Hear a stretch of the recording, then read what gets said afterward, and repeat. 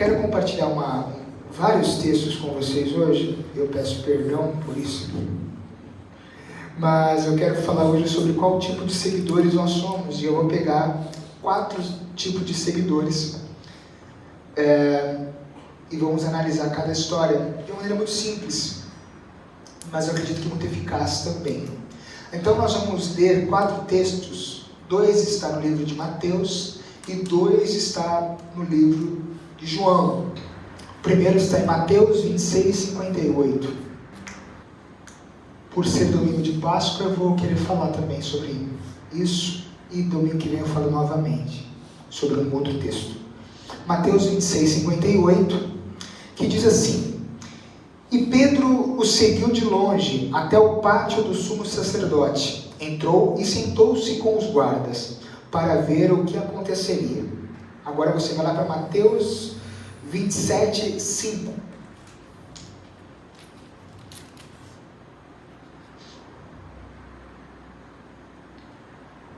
Que diz assim: Então Judas, atirando as moedas de prata para dentro do templo, retirou-se e enforcou. Mateus, agora você vai para João 19, 38. João 19, 38.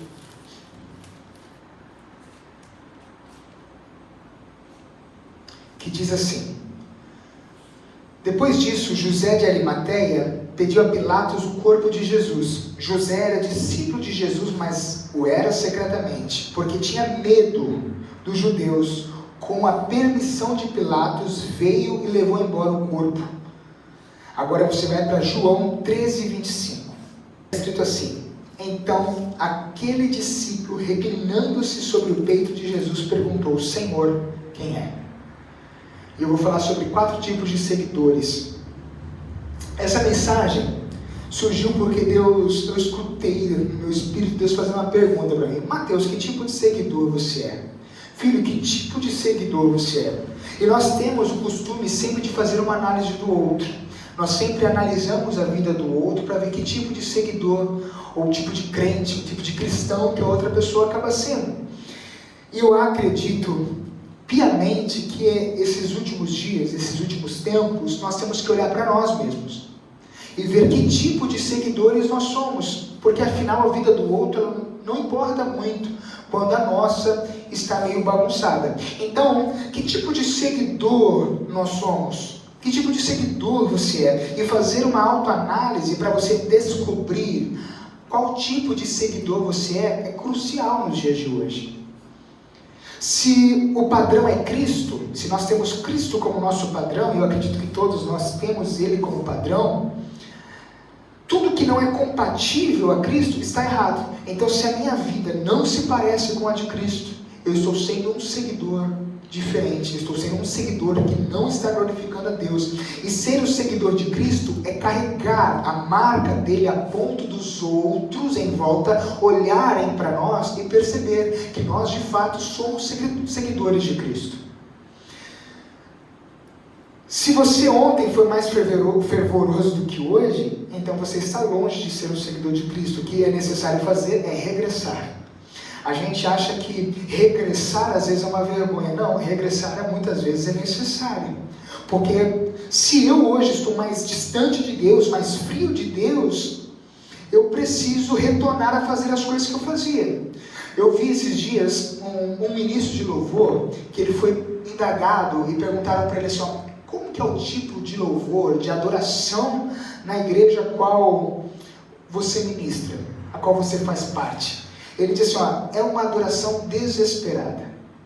E há uma grande diferença em desespero e loucura. Não estou falando de loucura, eu estou falando de desespero. Alguém desesperado anseia muito por alguma coisa.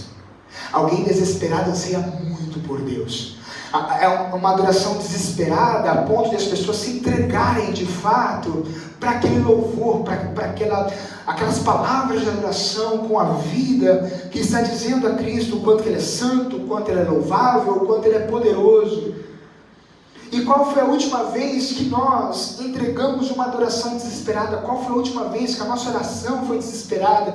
Qual foi a última vez que a leitura bíblica foi desesperada? Porque nós não parecíamos com o que Cristo queria que fôssemos. As nossas reações demonstram o tipo de seguidores que somos. Então as suas reações, as minhas reações vão demonstrar que tipo de seguidores que nós somos. E o grande problema é que nós nos tornamos passivos demais. Analise, faça agora uma análise externa, se o crente moderno não é um crente passivo. É um crente que está tudo bem, está tudo certo, tudo correto, Deus ama a todos, Deus aceita a todos, faz o que quer, segue do jeito que quer, o importante é a igreja estar cheia, todo mundo está bombando, e não é isso que Cristo queria. Cristo não queria que eu fosse um seguidor passivo, Cristo não queria que você fosse um seguidor passivo, Cristo não está muito preocupado, eu disse isso uma vez, Cristo não está muito preocupado com a multidão, porque a última multidão que Cristo viu gritou: crucifica-o. Então multidões não impressionam muito Cristo, e Cristo não precisou de muita gente para fazer uma revolução. Cristo precisou de 12 pessoas que são apaixonadas e são de fato seguidores, alcançam muita gente. Só que faz uma análise, os cultos são frios, o glória a Deus para liberar uma luta, levantar a mão para cantar a Deus é um sacrifício, parece que cultuamos um Deus morto, parece que o nosso Deus é um Deus morto, as nossas orações são duvidosas, o nosso jejum é duvidoso, porque a gente faz por desencargo de consciência às vezes, a nossa oração a gente duvida se Deus pode fazer alguma coisa. Precisamos ser seguidores que adoram desesperadamente. E aqui nós vamos destacar 4 tipos de seguidores.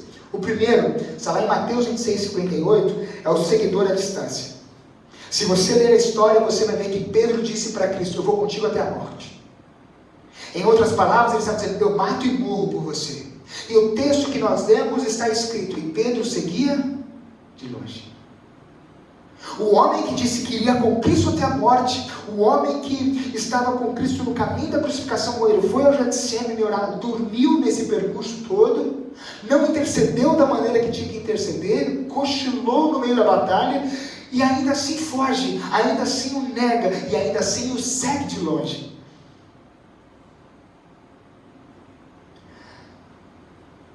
As autoridades judaicas tropeçaram nas próprias leis para poderem prender e crucificar a Cristo.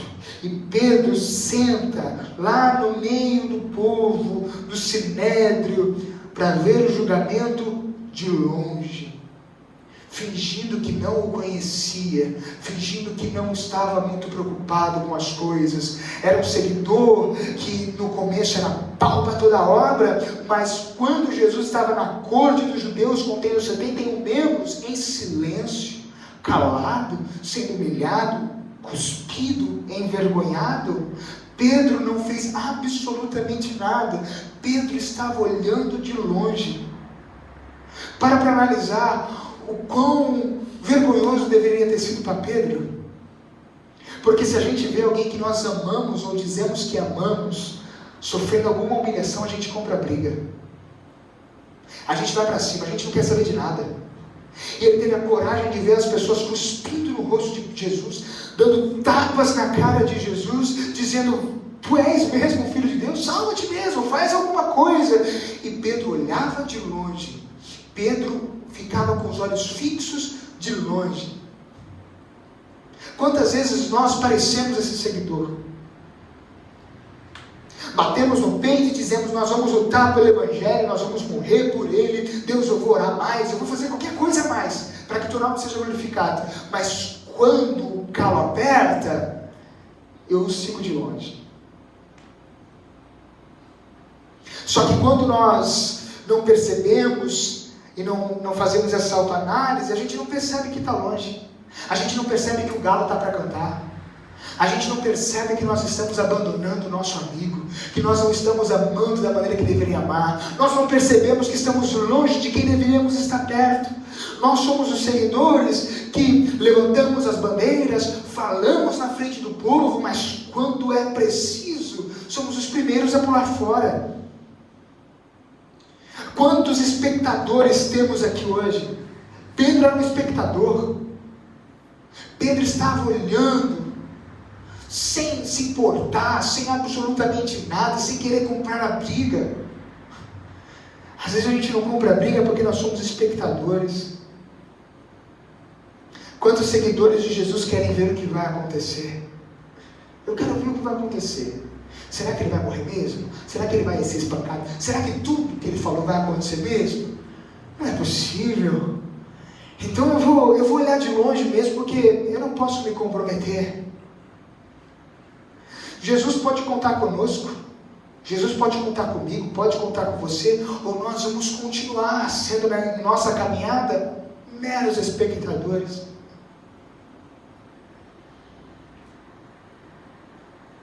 Seguir Jesus de longe é expor a nossa falta de interesse e revelar o quão covardes somos. Segundo seguidor é o que tem interesse pessoal, está lá em Mateus 27:5. Judas, ele entrou no templo, atacou as 30 moedas de prata, saiu dali e foi se enforcar. Judas achava que Jesus tinha um reino terreno. Judas não tinha entendido durante aqueles 3 anos que Jesus passou ministrando, que Jesus de fato não estava muito preocupado com os impérios do mundo, com os impérios da terra, porque o reino de Cristo era outro.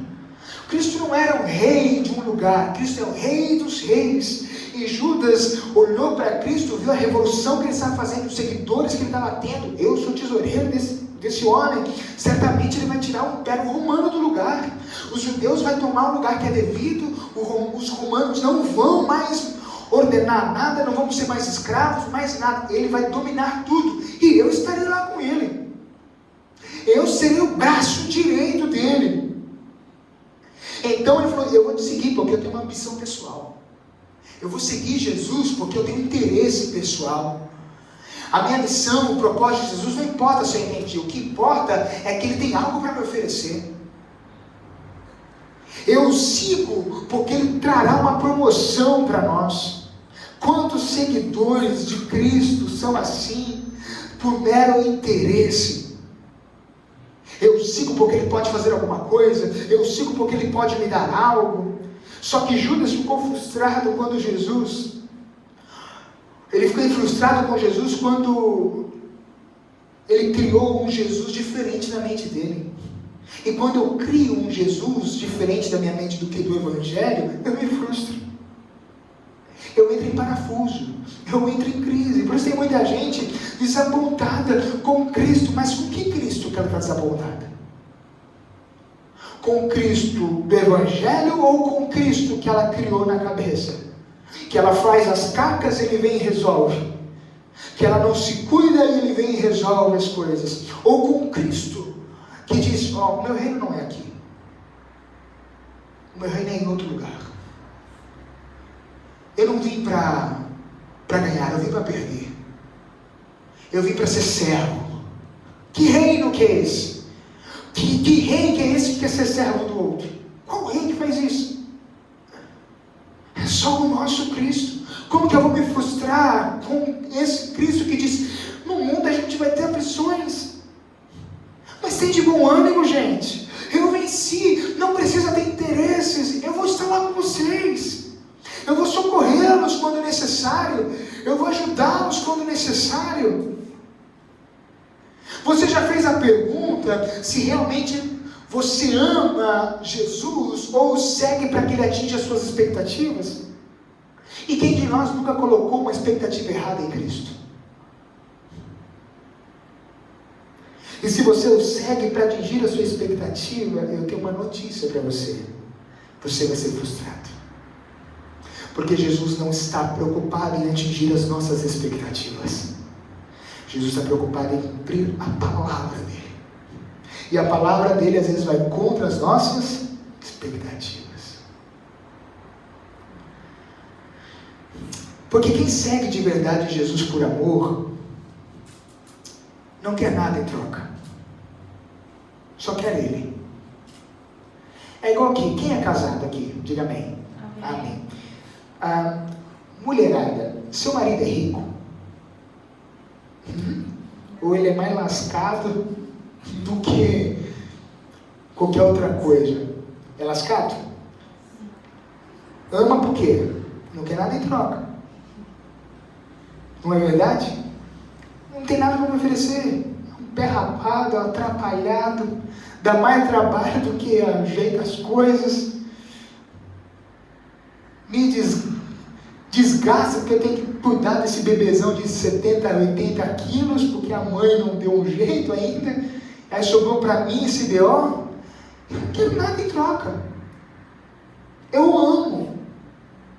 Quando eu chegar, aí vamos dizer, amanhã o seu marido ficou rico. Glória a Deus. Eu não estou com ele porque ele ficou rico, porque ele era rico. Eu simplesmente amava ele.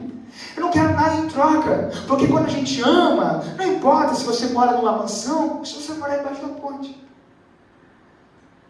Se você tem algo gostoso para comer num prato, ou se você vai ter que comer um... Lá em São Paulo, quando a gente está passando muita necessidade, eu e a Vitória, a gente comia muito miojo e fofura, que aqui não é fofura, não tem fofura.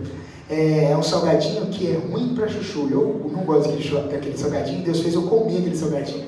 De cebola, era R$1,50 o saco, desse tamanho, 40 milhões de miligramas de sódio, mas era o que matava a nossa fome.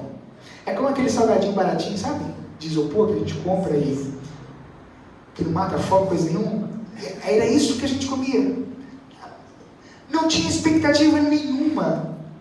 Eu não tenho nada a oferecer. E quando a gente não tem nada a oferecer, nós estamos por causa de um único propósito. É Cristo. É cumprir o que Cristo ordenou que nós viéssemos a cumprir. E estar com Cristo, ser seguidor de Cristo, é isso. É você estar com Ele e não estar preocupado com o que Ele pode te dar. Porque eu não coloco as minhas expectativas. Deus, eu sonho para o Senhor realizar meu sonho. Eu estou aqui porque eu tenho esses inúmeros problemas. E não estou dizendo que Deus não ajude a gente a resolver problemas. Mas o nosso interesse não pode estar nisso. Eu não posso tratar Cristo como se Ele fosse um banco. Como se Ele fosse um mercado. Como se Ele fosse uma fada. Realiza, toma. Não é assim que funciona. Seria muito bom, não é? Deus, eu quero uma picanha. Toma. Deus, eu quero R$1.000 na minha conta. Toma. Seria ótimo, mas não é. Parece que quando a gente pede, Deus, eu quero R$1.000. Ele tira o que a gente tem. Meu Deus do céu, o que está acontecendo? Simplesmente para mostrar que vocês têm que depender de mim. Quando Deus quer nos ensinar alguma coisa, Ele nos tira da nossa zona de conforto. Aí Judas foi frustrado, porque Jesus não atingiu as expectativas dele. Aí ele pegou as 30 moedas de prata, bravo, porque ele percebeu, tarde demais, o que ele tinha feito. Só que o maior erro de Judas não foi ter traído Cristo, porque aquilo era necessário acontecer. Foi ele sentir remorso ao invés de arrependimento. Porque se ele tivesse sentido arrependimento, Jesus o teria perdoado. E alguém que segue Jesus por interesse, o que sobra no final das contas, às vezes é remorso e morte. Muitas pessoas que são interesseiras por Cristo, já morreu existencialmente, já morreu espiritualmente, já morreu ministerialmente. Terceiro seguidor, é o seguidor oculto. Está lá em João 19:38. Agora temos José de Arimateia, um homem respeitado, bem de vida, fazia parte da corte ali, era um seguidor de Jesus, mas oculto. Ninguém podia saber que ele fazia parte do fã-clube de Cristo. Ninguém podia saber que ele amava Jesus. Ninguém podia saber que ele seguia Jesus ali disfarçado. A Bíblia diz que ele era um homem bom e justo. E que ele esperava o reino de Deus. Ele enxergou em Cristo o Messias. Ele tinha boas intenções. Só que ele tinha medo do Império Romano. Ele tinha medo da corte. Ele tinha medo dos judeus. E por ele ter esse medo, ele se tornou um seguidor oculto. E aí o que ele fez? Ele comprou um túmulo, porque ele tinha condições. Porque só tinha túmulo naquela época quem tinha grana. Hoje também é assim, né? Até para morrer é caro, né? A gente tem que orar para morrer. Deus, me ajuda aí, que senão tem que jogar no saco preto e jogar no lugar. Até para morrer hoje é muito caro. Vai ser cremado. É 15 mil para jogar você no fogo. Para pensar, 15 mil para jogar você no fogo. Sobra nada. Tem gente que vai queimar de graça, mas te joga lá 15 mil para você ir pro fogo. Mais 3 mil, 5 mil, um caixão, tudo caro hoje.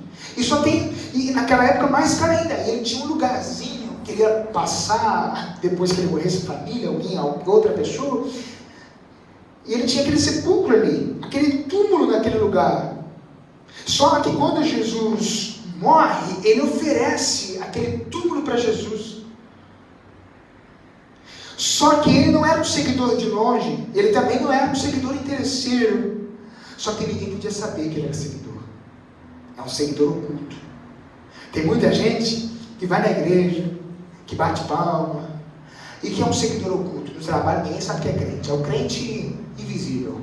Ninguém sabe. Nem sabe que ele é crente. Ele fala mal de todo mundo. Não posso considerá-lo como crente. Mas ele está lá. Aí quando ele fala mal de todo mundo, quebra porrada com todo mundo, é um crente lascado. E aí quando ele diz, sou crente, você é crente. Só que José de Arimateia não era esse tipo de crente. Ele só era alguém oculto, que tinha vergonha de expor, ou medo de expor que ele amava Cristo. Talvez você pode conhecer alguém assim, ou pode ser alguém assim, porque às vezes as pessoas que a gente gosta dizem, eu não gosto de crente. Crente eu não gosto. Aí você tem que ficar quietinho aqui, porque eu gosto dessa amizade. E aí eu sou um seguidor oculto de Cristo. Eu estou aqui, Deus, eu não falo mal de ninguém, não piso na bola com ninguém, mas também ninguém pode saber de nós. Ninguém pode saber do nosso relacionamento. Ninguém pode saber o quanto eu te amo. Só que depois que Jesus no madeiro deu o último suspiro, ele se revelou. Quando Jesus disse, entrega em tuas mãos o meu espírito, e acabou, fechou os olhos, ele se revelou. Ele foi conversar com Pilatos. Olha, eu tenho um túmulo ali, coloque Jesus ali. Eu sigo ele. E foi tarde demais. Porque ele estava debaixo do madeiro, provavelmente. E não disse o quanto que ele amava a Cristo. O quanto Cristo era importante para ele. O quanto Cristo era amável para ele. Por que ele deixou para tão tarde? Mas pastor, não foi nobre o que ele fez? Foi nobre, foi bonito o que ele fez. Mas foi tarde. Porque ele não pôde dizer para Cristo, olha, o Senhor vai cumprir o que tem que ser cumprido pela profecia, pela palavra, mas você vai para um lugarzinho confortável, para depois do domingo o Senhor voltar, porque eu te amo muito. Ele não faz nada disso. Ele ficou com medo. Quarto tipo de seguidor é o seguidor que não abandona. Nós lemos João 13, 25. Aqui é a primeira vez que é destacado o discípulo a quem Jesus amava. E se você reparar, não diz o nome desse discípulo. Mas nós deduzimos que seja João, o apóstolo amado. Aqui foi a primeira vez que foi citado o discípulo a quem Jesus amava. Foi no cenáculo. A segunda foi ao pé da cruz, em João 19, 26. A terceira foi em João 20, diante do túmulo vazio. A quarta foi no lago de Tiberíades, quando Jesus apareceu ressurreto diante dos discípulos, em João 21, 20. Foram essas 4 vezes que foi citado a quem o discípulo amava. E é um processo de eliminações que a gente faz para saber quem era esse discípulo, e a gente deduz pela narrativa, por conta da história, por conta de tudo, indica que seja João, o filho de Zebedeu. Então João era o discípulo amado de Cristo. Era aquele que reclinou a cabeça no peito de Cristo no dia mais angustiante da vida dele. Era aquele que, mesmo que quando estava no Getsemane, que Cristo pediu para que eles orassem, ele também dormiu. Mas ele estava em todo momento ao lado de Cristo. Ele estava debaixo da cruz. Ele estava cuidando da mãe de Cristo. Ele era um tipo de seguidor que queria estar com Cristo, que amava Cristo. É aquele tipo de discípulo, de seguidor, que aos trancos e barrancos não para. Quem nunca esteve com Cristo aos trancos e barrancos e nunca parou? É aquele discípulo que não abandona. E quando Cristo está pendurado no madeiro, ele está lá embaixo. Jesus fala com ele. Jesus diz: filho, eis aí esta mulher. Mulher, eis aí teu filho. É como se tivesse assim: João, cuida da minha mãe. Mãe, ele vai cuidar da senhora. Porque ele não me abandonou. Então eu posso confiá-la a ele. É o discípulo a qual reclinou no meu peito, antes de eu vir aqui, antes de eu ser espancado, antes de os meus ossos serem expostos, antes de eu ter asfixia aqui em cima desse madeiro. Ele é o discípulo que está comigo, aquele que ouviu a batida do meu coração. Como foi essa batida do coração? A gente pagaria para reclinar a cabeça no peito de Jesus. Nós pagaríamos para reclinar a cabeça no coração de Cristo. O verdadeiro seguidor, gente, ele está firmado em um propósito e não em promoção. Eu não quero saber se eu vou morrer, se eu vou ganhar, se eu vou perder. O que eu quero é ser um seguidor louvável de Cristo. Jesus curando, eu estou junto. Jesus apanhando, eu estou junto. Jesus vivendo, eu estou junto. Jesus morrendo, eu estou junto. Porque a gente é seguidor para além das circunstâncias. E quando nós olhamos para a nossa vida, talvez a gente olhe para esses personagens e a gente às vezes no período da vida se enquadra em cada um deles. O que segue de longe, às vezes o que segue o culto, às vezes aquele que tem algum interesse pessoal e aquele que, dependendo do dia, não abandona. Nós não estamos distantes desses homens. Nós não somos melhores do que eles. Às vezes nós seguimos de longe. Quantas vezes você seguiu Jesus de longe? Quantas vezes eu segui de longe? Quantas vezes nós, por algum interesse pessoal, o seguimos? Se eu fizer isso aqui, eu tenho certeza que Deus vai fazer outra coisa. Deus vai me abençoar muito. Se eu fizer isso aqui, olha, eu tenho certeza que Deus vai abrir as janelas dos céus. Ou quantas vezes nós seguimos de maneira oculta para que ninguém soubesse que nós somos cristãos. E às vezes, com muitas dificuldades, somos aqueles que não abandonam. Porque tínhamos motivos para abandonar. Razões, circunstâncias e desculpas. E desses 4 tipos de seguidores, a pergunta que não quer calar é: qual é você? Qual sou eu? Qual tipo de seguidor nós somos nessa era presente? Aquele que segue de longe?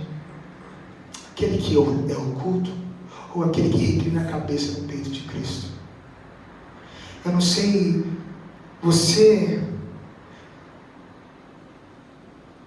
mas eu me cobro muito por eu, às vezes, estar longe daquilo que eu acredito que eu teria que estar perto de Cristo. Eu me cobro muito quando as pessoas olham para mim e dizem: você é crente. Quando dizem: você é crente, eu penso: meu Deus, eu estou longe demais. Porque essa nunca poderia ser uma possibilidade de alguém olhar para nós e pensar que nós, porque nós somos. E porque somos, porque deveríamos nos parecer com Ele. Deveríamos falar como Ele fala. Deveríamos amar como Ele ama. E deveríamos estar aos pés da cruz. Eu imagino José de Arimateia conversando com Pilatos para ceder o sepulcro para Cristo. Eu imagino José de Arimateia chegando para Pilatos e dizendo: olha, tira ele dali, eu tenho um sepulcro. E Pilatos olhando para ele e diz assim: mas José, o senhor é um homem tão importante, tão bem sucedido, ali é para a sua família, para os seus amigos, para que você vai ceder aquele sepulcro para aquele homem? Aí eu imagino José de Arimateia olhando para ele e dizendo assim: Porque Pilatos é só por um final de semana. Ele vai hoje, mas domingo certamente ele vai voltar. Se nós servimos um Jesus vivo, poderoso, a gente não pode ser um seguidor meia boca, porque vai valer a pena. Vai valer a pena cada renúncia, cada lágrima, cada dor, cada choro, tudo que nós passamos aqui, que nós olhamos pensando, meu Deus do céu, o Senhor não vai intervir, vai valer a pena, porque quando o grande dia chegar, meu Deus do céu, isso não se compara com nada que passamos. Quando a gente olhar nos olhos dele, era isso, obrigado, eu te amo. Mesmo que você tenha sido um seguidor de longe, ele vai atrás de você, porque ele foi atrás de Pedro. Mesmo que você seja um seguidor interesseiro, não tenha remorso, se arrependa, porque ele te perdoa. Mesmo que você seja um seguidor oculto, se revele, porque ele vai voltar, ele vai te ver. E se você for um seguidor que não abandona, não retroceda. Continue firme, em nome de Jesus. Se coloque de pé no seu lugar.